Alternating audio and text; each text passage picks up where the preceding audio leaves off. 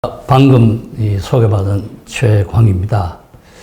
오늘 책 속의 행복이라는 참 아주 마음에 드는 독서클럽의 제 지도교수였던 올슨 교수의 Power and Prosperity, 지배 권력과 경제 번영이라는 책을 제가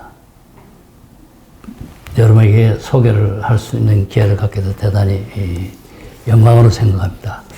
여러분 책 다 가지고 계시겠지만은 이런 책이고 원서는 이렇게 생겼습니다. 자, 오늘의 주된 책은 이제 지배 권력과 경제 번영이라는 책인데, 이 책은 좀 이따 소개를 드리겠습니다만은 앞에 나온 두 가지의 저서를 이해를 하지 않으면 이 책 자체로는 굉장히 이해하기가 힘듭니다. 전문가들도 이해하기가 굉장히 힘듭니다. 그래서 제가 오늘은 이 Power and Prosperity 전에 하버드 대학 학위 논문이었던 Logic of Collective Action, 집단 행동의 논리라는 책하고, 또 이제 두 번째 책인데 국가의 흥망성쇠, 이 책도 여러분한테 간략하게 소개를 드리도록 하겠습니다. 발표 순서는 이제 올슨 지배 권력과 경제 번영의 책을 이제 이해를 할 수 있는 올슨 교수가 이 책을 학교로서 활동을 어떻게 해오고 무슨 생각을 하고 있느냐는 그런 큰 구도, 머릿속에 들어있는 구도를 이제 제 나름대로 정리해서 말씀을 드리고, 그런 올슨 개인에 대해서 생애와 학문 업적도 말씀드리고, 아까 말씀드린 첫 번째 책인 집단 행동의 논리, 두 번째 책인 국가의 흥망성쇠, 그리고 세 번째 책인 오늘의 주된 교재인 지배 권력과 경제 번영에 대해서 자세하게 말씀을 드리고, 맺은 말을 하는 순서로 여러분한테 강의를 하고자 합니다. 우선 이 지배 권력과 경제 구조, 경제 번영의 책 목차를 보시면은 이렇게 모두 10장으로 되어 있는데요. 이 목차만 이렇게 보면은 책이 굉장히 산만한 것 같은 느낌을 받습니다. 본래 주된 이제 지배 권력은 이렇게 나왔는데, 그 뒤에 가니까 무슨 소득, 시간 소득이 나오고, 코저가 나오고, 합리적인 개인과 불합리한 사회가 나오고, 지배 구조, 경제 성장, 법 집회, 부정 부패, 소련, 공산주의, 체제 전환, 이렇게 나오니까 이론에 바탕을 해가지고 역사의 구석구석을 아주 일관된 이론을 가지고 정확하게 설명을 하는 점이 이 올슨의 장점이고, 정치학, 사회학, 경제학, 어쩌면 사회과학 전반의 모든 학자들이 올슨 교수의 책을 다 읽는다, 이렇게 제가 거의 확신을 하고 있습니다. 자, 우리 이제 경제학을 이제 보면은 맨 처음에 이 경제학은 아담 스미스의 국부론 빼고는 이제 그 이후에 이제 리카도, 존 스튜어트 밀, 마샬, 이렇게 올 때는 책 제목이 Principle of Political Economy, Principle of Political Economy 이렇게 했습니다. 그런데 마샬에 오면서 이제 그 Principle of Economics, 그래 경제 원리, 원론 이렇게 하고, 근데 세뮤얼슨 교수에 와서는 앞에 이제 프린시플 말도 없어지고 그냥 이코노믹스 이랬어요. 그런데 이제 그러다 보니까 이제 이 경제학의 이제 대상이 전통적으로 개인과 시장만을 상대로 한 이런 이제 아주 기술적인 학문인 것이 이렇게 되어버렸어요. 근데 본래 경제학은 정치 경제학이었고, 그리고 이제 옥스퍼드나 캠브리지에 가면은 PPE라 그래요. Philosophy, Politics and Economics. 요 과목이 굉장히 인기 있는.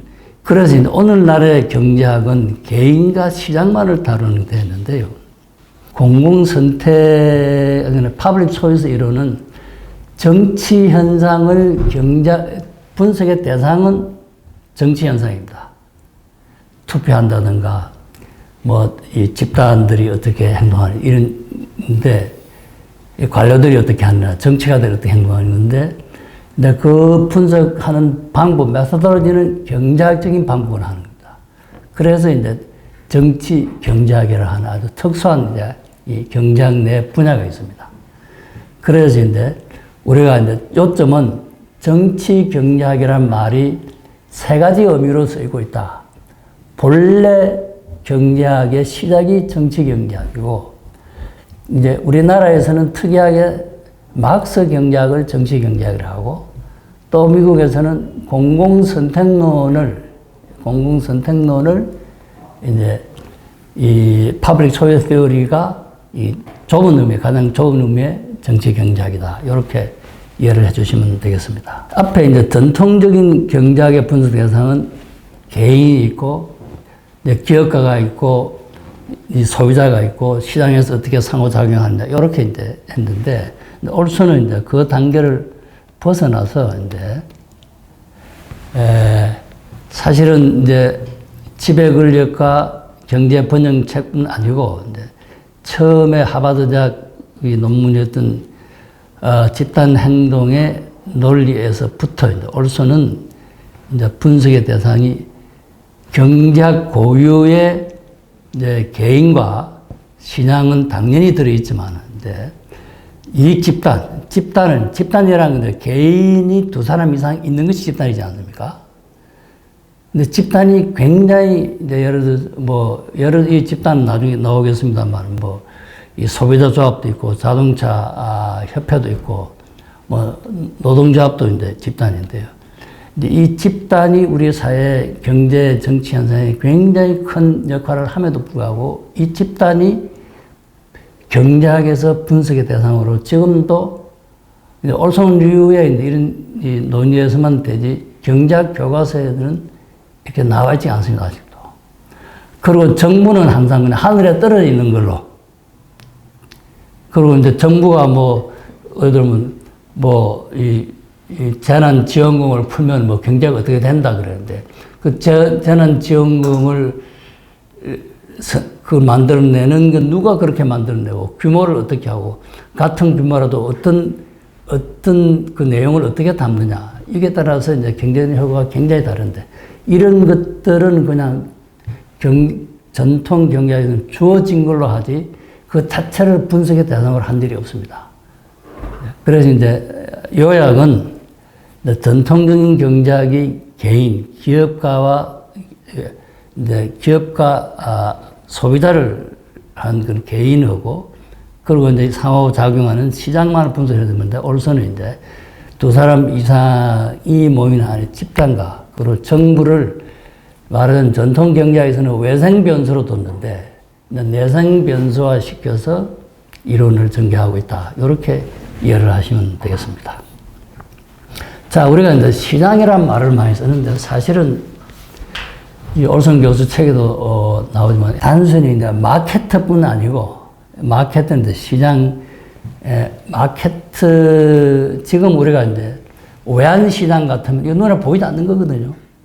전부 요새는 엄청난 하루에 아마 전 세계 교환 거래되는 이 외환의 규모라는 것이 전체 GDP에 해당되는 정도가 지금 거래가 이루어질 겁니다.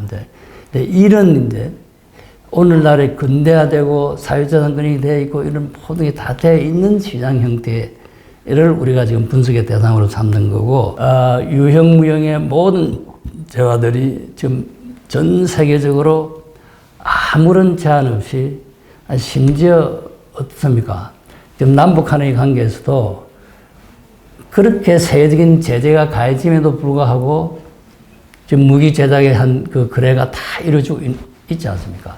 이런 이제 굉장히 이 체계화된 이 시장이고, 우리의 분석 대상은 이 사회주의 국가에서 국가의 지시에 의해서 이루어지는 시장이 아니고, 이제 우리 헌법에 나와 있는 자유시장 경제를 바탕으로 한다. 이렇게 이해를 해주시면 되겠습니다. 자, 우리가 이제 이 본래 제목이 이제 이 책 제목이 파워는 본래 이제 이걸 이제 권력, 권한 뭐 그런 의미인데, 이제 제가 이걸 이제 지배 권력이라고 그렇게 했고, 근데 요거는 이제 정부를 지칭한다. 뭐 이렇게 보시면 되겠습니다.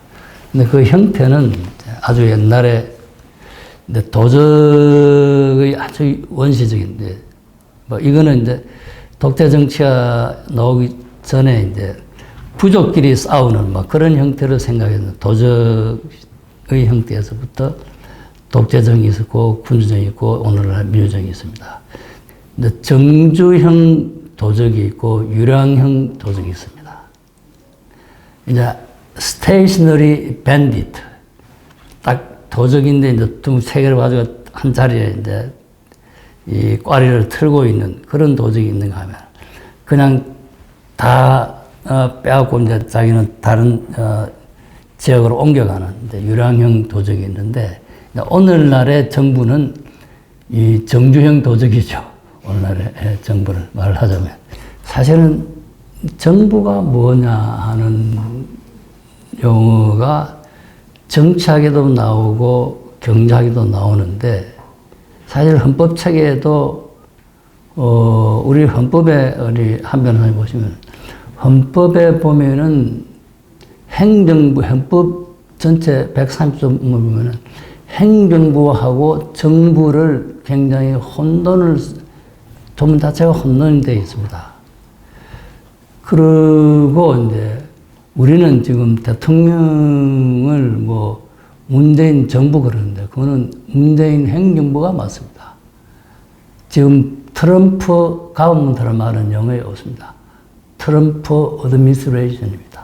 자, 그래서 이제, 그래서 일단 경제학에서는 이제 통상 지금 정부를 놓고 수없이 많은 뭐 큰 정부, 작은 정부에도 여러 있는데, 어쨌든 이제 올선의 입장에서는 이제 경제 성장을 이제 가장 중요한 이제 정부의 우리가 지금 뭐 60대 비해서 이렇게 잘 사는 게 결국 경제 성장 때문에 됐으니까 이 문제를 놓고 그런 정부는 이제 여기에 역할을 어떻게 가져가야 되느냐. 이제 가장 이제 한마디로 표현하면 이제 경제 성장을 가져올 수 있게끔 정부가 유인 체계를 어떻게 만들어줘야 되느냐 하는 이런 관점에서 정부를 바라보고 논리를 전개를 하고 있습니다. 제가 보기에는 이제 이런 큰 구도에 대해서 여러분의 인식을 정확하게 하고 있어야만 이 지배 권력과 이 경제 분영을 읽는 데 도움이 되지, 이게 이제 전혀 없는 상태에서는 제가 보기에는 좀 어렵지 않을까 하는 판단을 해서 제가 서론으로 말씀을 드리고, 본론에 또 서론으로 들어가서 이제 올슨 교수가 어떤 분인지 제가 소개를 해드립니다. 미국에서 이제 학부를 졸업하면서 이제 해외에 가서 공부를 좀 하겠다는 사람들에게 선망의 대상이 영국 정부에서 제공하는 로드 장학금이라는 게 있습니다. 이 20대 초반에 이제 로드 장학금을 받고 옥스퍼드에서 가서 그 역사와 전통을 잘하고 뭐 이 해가 지지 않는 제국이었던 영국이 이 비실거리느냐, 이 문제가 이제를 인식을 해가지고 이제 여기서 제가 표현을 두 나라의 경제 성과가 왜 따라 이거로 출발했지만인데, 마지막에서 이제 전 세계 이제 후진국, 선진국 다 합쳐서 또 옛날 역사적으로 아주 옛날부터 또 현대까지를 다 망라하는 경제 성장의 문제, 망라해서 경제 성장에 관한 문제를 본인만의 기존에 나와 있는 경제 이론을 가지고 본인만의 틀을 만들어서 설명을 해내고 있다. 이렇게 이해를 하시면 되겠습니다. 총 9권의 저서를 했는데, 그 중에 이제 가장 대표적인 저서가 이 세 가지입니다.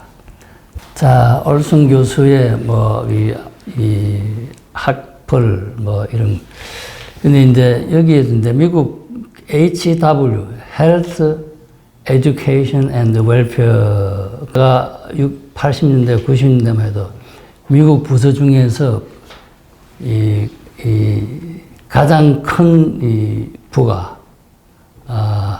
보건교육후생사 HW였습니다. 여기에 이제 차관보러 갔는데 교수를 하기 전에 차관보러 가서 경험을 하는 것이 이게 하나의 전통 아닌, 요즘은 하는지 모르겠어요. 제가 올슨 교수가 이제 했던 이 60년대에서 그런 전통이 있었고, 그래서 이제 그 이야기는 결국 올슨 교수가 처음부터 학계에서 뭐 싹수가 꽤 괜찮았다, 뭐 이런 이제 배경이 있다는 걸 말씀을 드리겠습니다. 학위는 1965년에 받고, 그때가 이제 이 로지고 커렉티브 액션 집단 행동의 논리가 이제 하버드 대학 이 논문인데, 사실은 노벨상 받은 분들도 자기 학위 논문을 가지고 노벨상을 받는 사람은 별로 많지가 않아요. 매년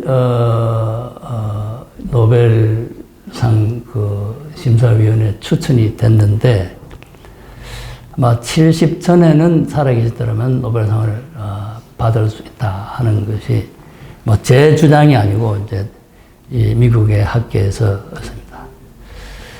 그리고 이제 이분이 얼마나 열성적이냐 하는 거는 미국 국무성의 지원을 받아가지고 뭐 하와이 대학 이스트웨스트 센터 같은 거는 이제 국가 예산을 가지고 나오는 걸 알고 있습니다만은, 근데 물론 이제 우리가 많이 아는 이제 브루킹슨이 뭐 아메리칸 엔터프라이즈 인스티튜트니 헤리티 같은 데 개별 연구자가 한 프로젝트를 국가로부터 받을 수는 있을지 모르지만, 90년도에 이제 아이리스 Center for Institutional Reform and Informal Sector, 그리고 아이리스라고 그러는데, 이걸 국무성에 이제 하버드 대학이 미국의 한 10개 정도 대학이 프로포즈를 해가지고 그 중에서 이제 이 선정이 되는 그런 어떤 그런 이제 후진국들의 이제 경제 성장 문제를 해결해주고 도와주기 위해서 미 국무성의 도움을 받아가지고 만든 연구소가 있다, 이렇게 말씀드리겠습니다.